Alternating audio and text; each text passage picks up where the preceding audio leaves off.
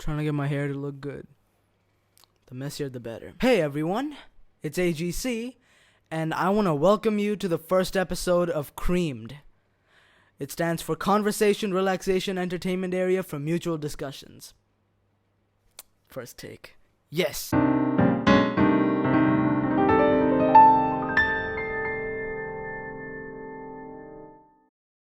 So, this show is all about, I'm talking to you people in the internet.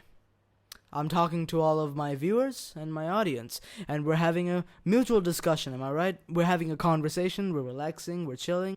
I don't want to do anything too crazy on this show.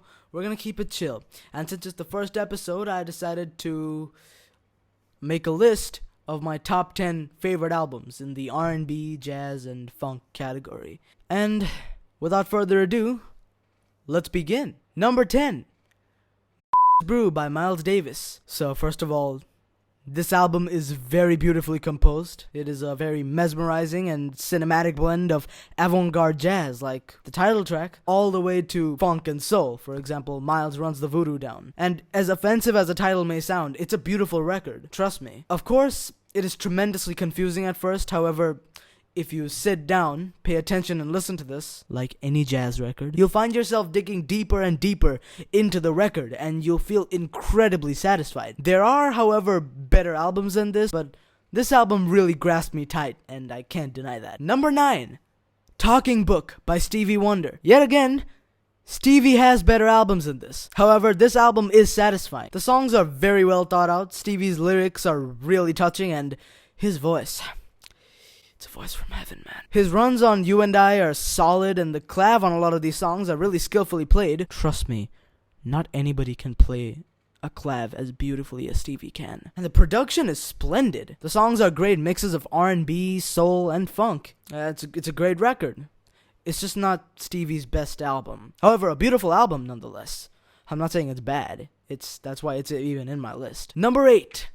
In Square Circle by Stevie Wonder. Yeah, you're gonna see a lot of Stevie Wonder on this list. This album is very, very fun to listen to. It's got great production. It's a really magical mix of R&B, disco, and electro. Let's not forget Stevie's voice. These lyrics aren't food for thought. However, on some songs such as Overjoyed, literally my favorite, he has some interesting uses of metaphors and some very thought-provoking lyrics. All in all, the album is quite rhythmic and will get you on your toes, however, it isn't Stevie's best. But regardless, a great album. It's a great record, some beautiful R&B. I'm not mad at it, it's good. Number 7.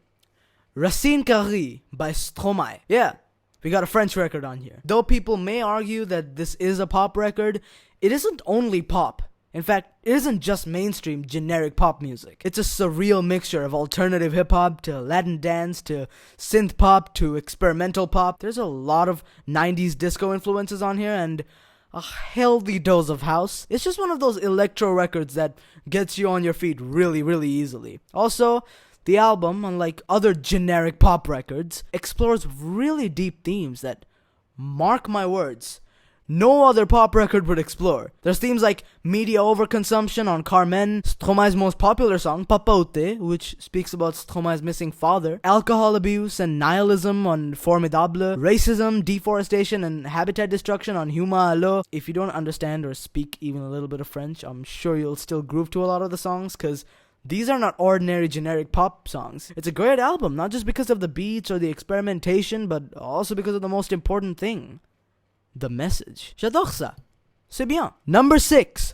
What's Going On by Marvin Gaye. This is an incredible concept album. Marvin very passionately narrates the story of a Vietnamese soldier about to return home and witnessing the struggle and injustice faced during, of course, the Vietnam War. The songs are very well produced and well performed by none other than Mr. Marvin Gaye. It is an extremely colorful synthesis of R&B, neo-soul, and funk. It's a very touching and beautiful story and record, and I adore it. It's great. I certainly recommend it. Marvin Gaye for life. Start a petition. Number 5. Flamagra by Flying Lotus.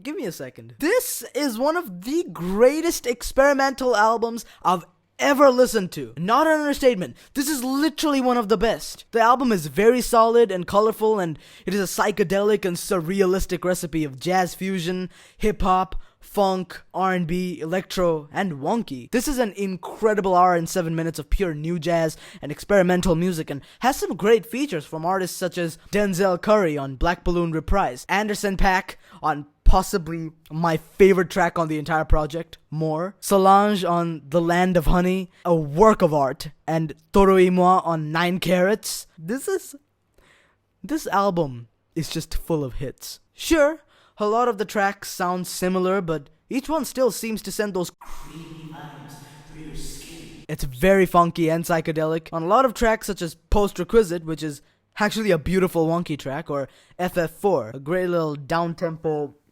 trip-hop or jazz track. It is truly an experience, and just like Brew, if you're into avant-garde, you're gonna love this album. Flylo is an incredible producer. I highly recommend giving this album a listen. It's beautiful. Number 4. You're Dead by Flying Lotus. Yeah, we got another Flylo record. Similar to Flamagra, this record is incredibly versatile and a great 38 minutes of listening. And that is an understatement. This is, again, a tremendously beautiful and precious experimental album. The tracks on this are short yet segue into each other's quite seamlessly, and the concept is that the moment you press play, you're experiencing death. It is so amazing how such a morbid thing is displayed and expressionalized in such a fancy and overwhelming way. It is a colorful mess of jazz fusion, electronic, wonky, and psychedelia, and is truly, I repeat, so realistic as hell. That isn't just my opinion. There are influences from hip-hop and drum and bass, such as on the song Never Catch Me, my favorite on the album, featuring the one and the only King Kendrick Lamar, which is a lyrical masterpiece. It focuses on the after feelings of a deceased individual. Or tons of influences from psychedelia on Descent into Madness featuring Thundercat. There is a feature from none other than Herbie Hancock on Tesla, which is a really mesmerizingly composed psychedelic jazz fusion track. Cold Dead is another example of a really wonderful and surreal jazz fusion and jazz rock track. There's a lot of creepy and eerily satisfying tracks on here, such as Ready or Not, or Coronas the Terminator, and frankly, I love creepy music. This is an absolutely fascinating new jazz and experimental album. I highly recommend listening to it. You won't regret it. Number 3, Bob Acri by Bob Acri. Yeah, the album's called, it's an eponymous album. It's called Bob Acri. It's a self-titled album, okay? This eponymous record by jazz pianist Bob Acri is literally an angelic experience. The album is very harmonious and elegant, and it is a pretty and relaxing journey through a lot of 40s bebop on tracks such as It Could Happen to You or Tribute to Buddy, some beautiful free jazz on tracks such as Sweet Georgia Brown, and finally, some mesmerizingly soulful cool jazz on tracks such as I Remember Clifford, or of course, Sleepaway, my favorite.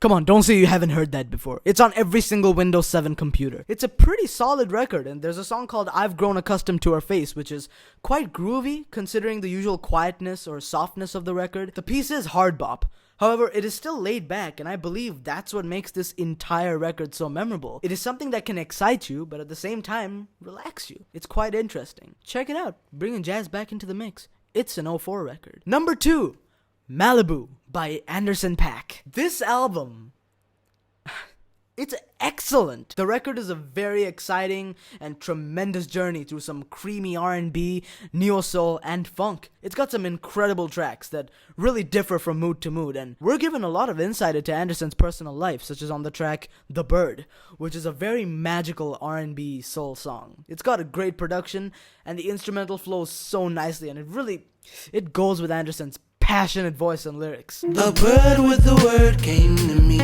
It's a bird with the word came to me.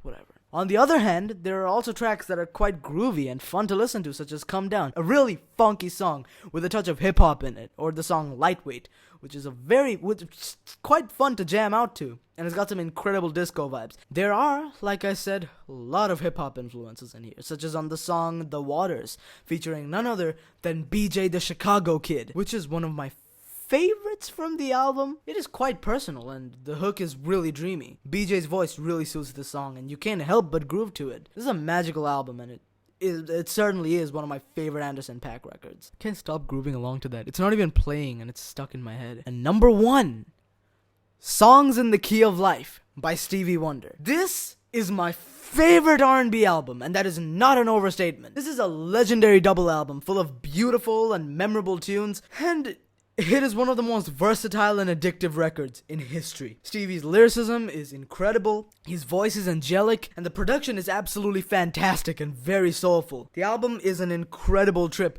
through Stevie's life, narrated through rich R&B and soul, funk, avant pop, and a healthy dose of jazz influences. It is quite possibly the most legendary soul record made in history, and Stevie will always remain a legend. These songs are precious, and they will definitely last thousands and thousands of years. It's a beautiful album, and a great way to end the video. So, those are my top 10 favorite albums. Leave your thoughts down in the comment section below. Again, this is just my opinion.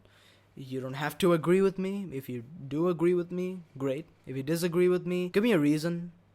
Just give me a reason why you disagree with me, because I really don't see a reason. These are literally the best things ever. And you might be thinking, well, what about any other R&B records, such as, like, I don't know, Lady Lady by Masejo. Let me tell you something. I love all of the R&B albums I listen to. I listen to tons of them. These are just my top 10.